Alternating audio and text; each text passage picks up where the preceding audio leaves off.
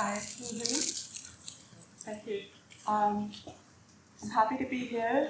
Good morning, everybody. I hope you had enough coffee this morning. So I just wanted to let you know a little bit about me. I am part of this book, and I've always been around hearing people, but if at any time I'm speaking too soft or too loud, you can give me a signal, and I'll respond to that. So yes, I am a graphic artist and science illustrator, formerly with my studio Visualizing Science. But for the past 2.5 years, I've been working in mainstream media with the Seattle Times. And Taina is a scientific and board medical certified medical illustrator with USDA. I'm going to make my notes bigger.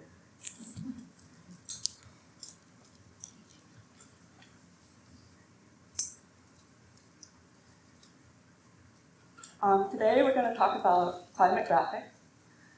I'll start off with why we need more climate graphics, because this is one area that is growing in demand.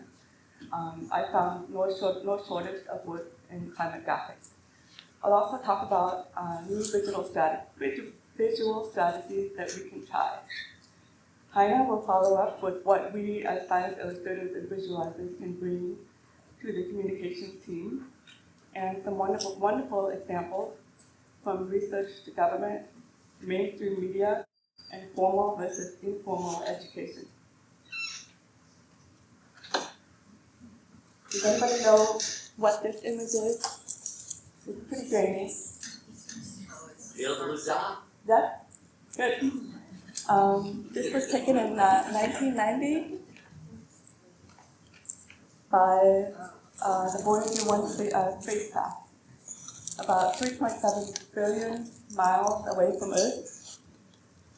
And at that distance, Earth is just a little pixel of light. And it also happens to be in a ray of light from the sun, because the spacecraft is so close to the sun that it was creating image anomaly. Carl Sagan wrote about what he thought this image means to humanity and the fragility of our planet, our existence. In his book, The Pale Blue Dot, published in 1994, he wrote, "The Earth is but a very small stage in a vast cosmic arena.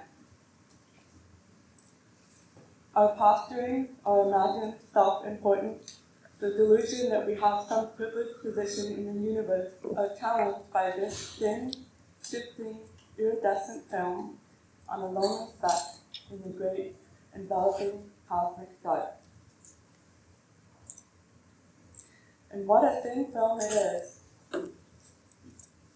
This image is from Visual Capital, and it's easy to forget that the layer that we live in, the habitable layer, is very thin. We can see that the layer we live in is 5 kilometers in height, or 3.1 miles, and this is where we live, play, work, and sleep. This is where we live out our entire life, unless you're an astronaut. 3.1 miles, to give you perspective, is a little over half the height of Mount Everest. And above that, humans require a combination of equipment and acclimation to survive. Here's some figures that I worked on with an author, Dr. Cecil Frost. He's an author and a fire ecologist. And we thought about how we might show this, how we might show how thin it is. And it's almost impossible to show to scale because the habitable layer is razor thin. So the habitable layer is about 3 miles of the 5-mile troposphere, and then on top of that you have the mesosphere, the thermosphere, the stratosphere, mesosphere, and thermosphere, and the exosphere extends out into space. And below us, we have the Earth's crust, of course, the lithosphere, the mantle, and the core layer.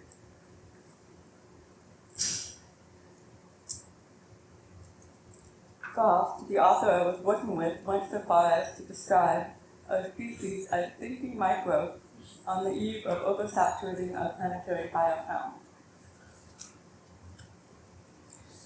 Clearly, caring for this habitable layer in which we live ought to be a great unifier, no matter our political, social, or economic status.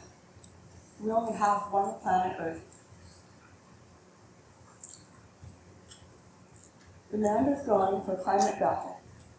This is a niche, I think, that will have plenty of work in the future. There will be no shortage of requests for climate illustration, art, maps, and visualization. In my current job at the Times, I work with a climate lab, a group of reporters who are dedicated to climate stories. Infographics and illustrations have the potential to deepen engagement and improve understanding of abstract concepts, better than text alone, better than photos. They help to make science accessible and relatable, inclusive and empowering. They cut through the noise or information overwhelm. They help us build trust by bringing transparency to the scientific process, by showing scientists doing their work, and recognizing that there are unknowns, like the gray areas on a map. When combined with a storytelling approach, climate art invites learning in non-threatening ways. It invites readers to follow their own path through the graphic. And this is especially important in communities that may be fearful of or unfamiliar with scientific jargon. But where are the visualizers?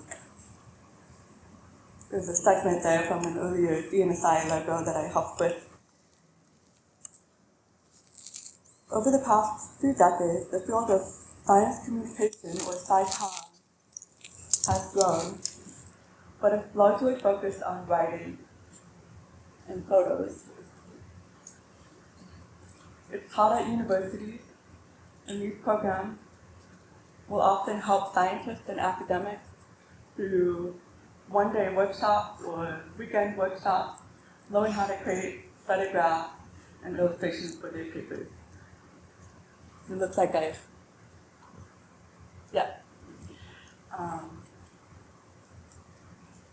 so they really should be hiring us, but often they don't know where we are, or maybe they don't have the budget.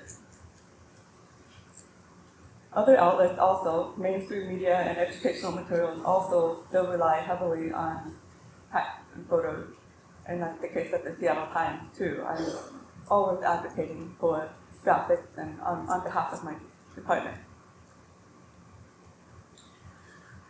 So, to address this problem of the invisible visualizers, during the pandemic, Emily Cohen and Kalliopi Monoyios, if I'm pronouncing that correctly, saw an opportunity for the GNSI to write a paper about our profession, about our field, as related to climate communication. From left to right, the 5 co-authors are Kalliopi, myself, Taina Litwak, Tania Marien, and Kirsten Carlson, in the Drawing Underwater. Emily Cohen and Hua Wang edited on behalf of Springer. We met over video chat and Google Docs to discuss how we might improve the visibility of our field and how science illustrators might play an outsized role in furthering the narrative around climate change, adaptation, and resilience.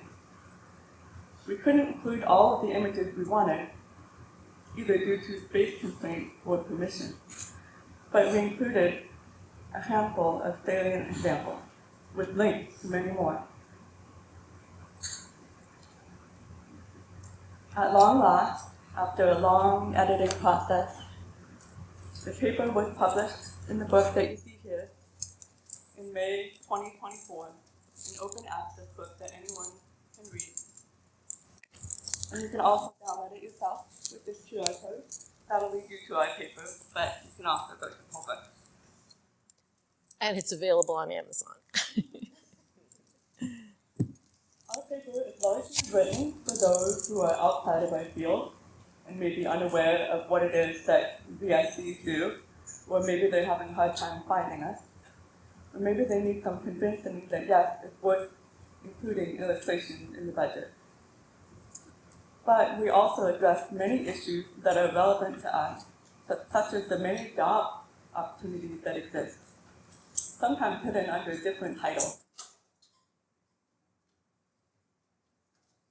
We also go over some of the ways in which we can make climate graphics more effective.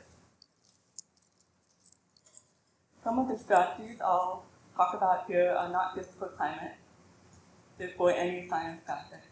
But climate is particularly challenging because it often deals with abstract concepts on a grand scale. First, you want to know your audience. Of course, we all know that. I should also say I'm not going to talk about how to improve your design or how to improve your illustration. You guys are all experts in that already. What I'm going to be talking about today is more, I would say, soft skills, things that you might not have thought of before, or maybe you're just thinking about doing more of now. So, depending on your audience, there are different graphic elements that you can use, and some might only be understandable to a technical or academic audience. Before I was with Seattle Times, I worked for an academic publisher, annual reviews for 14 years, probably too long because it had great benefit. But they were mainly focused on creating graphics by scientists for other scientists. And their main concern was accuracy, just communicating the information in the most bare bones way as possible. Eventually, I had to leave because I wanted to do more creative work. So after freelancing for full-time for a little while, then I went to the Seattle Times, and as I went along with my career, I started doing more and more graphics for the public, less for academics and more for the public. And there's a big difference in doing graphics for research versus for the public. Generally, public-facing graphics need to be more aesthetic, have a good sense of design, be enticing to the reader, and avoid technical jargon.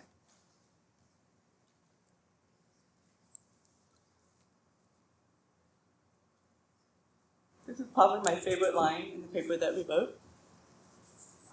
When done well, graphics serve as a universal, accessible language, translating complex scientific concepts into infographics or illustrations that can be understood at a glance by anyone and anywhere.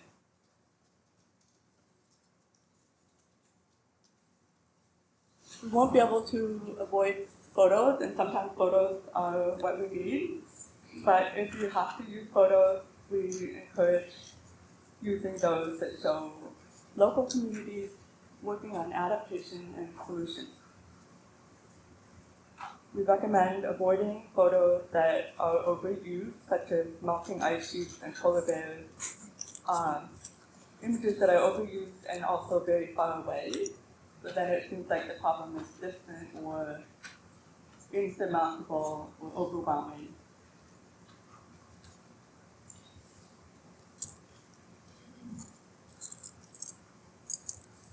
Number 3, this is a really important one.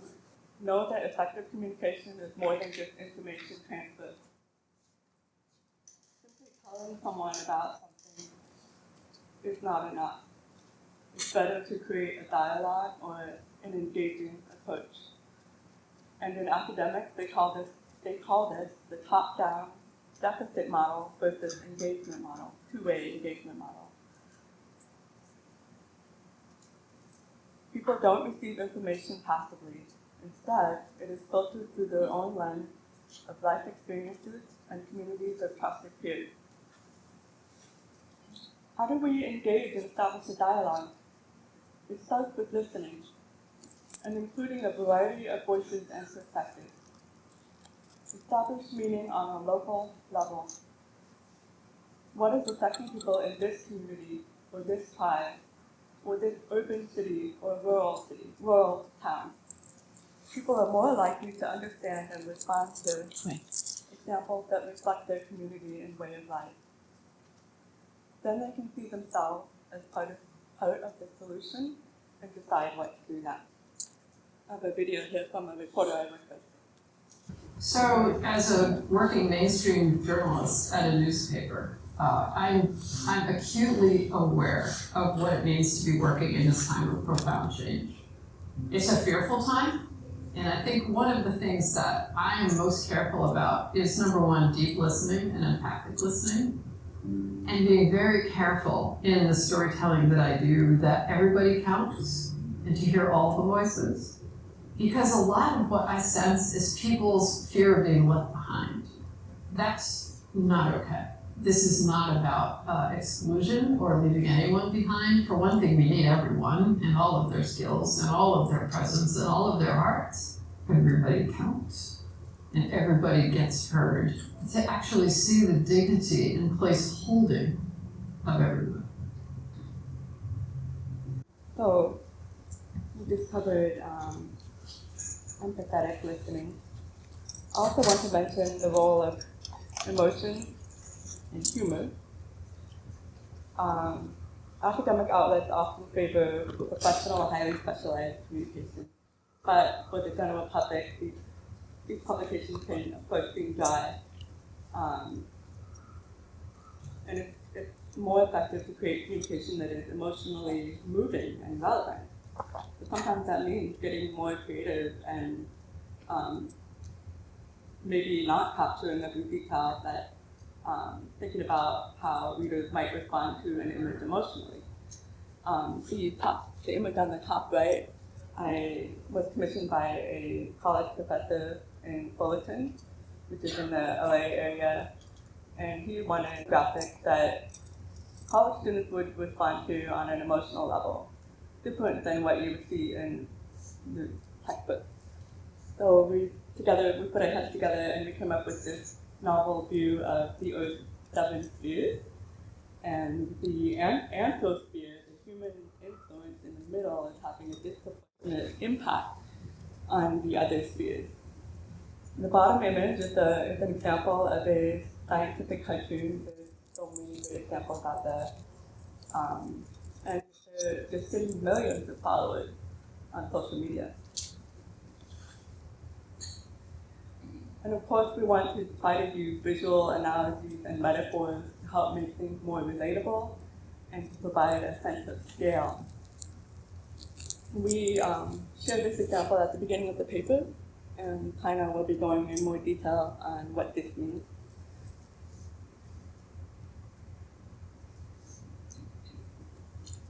It's also important to address that many of us are feeling climate fatigue or information overload. And that can lead to a state of paralysis or defeat, or not knowing what to do.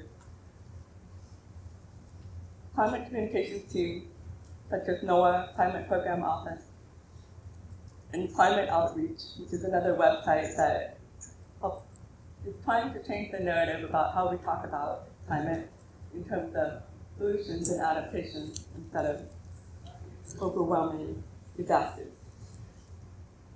Hope may be a better motivator than fear. And I would like to sign off to Taina with one last plea, which is to please do more climate art. Right now, we don't have that many images in GNSI Portfolio Plus. It's also not a category, and I think it should be. Currently, we have, if you do a keyword search for climate, we have just 6 images in the AMI sourcebook. We have 26 in GNSI Portfolio, and just 1 in this year's exhibit. And I think there's a real opportunity for us there to diversify our work.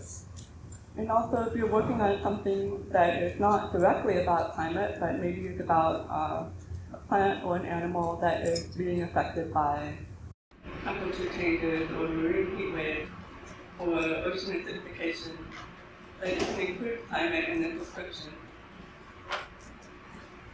So with that, I'll hand it over to Taina and she can share some more examples.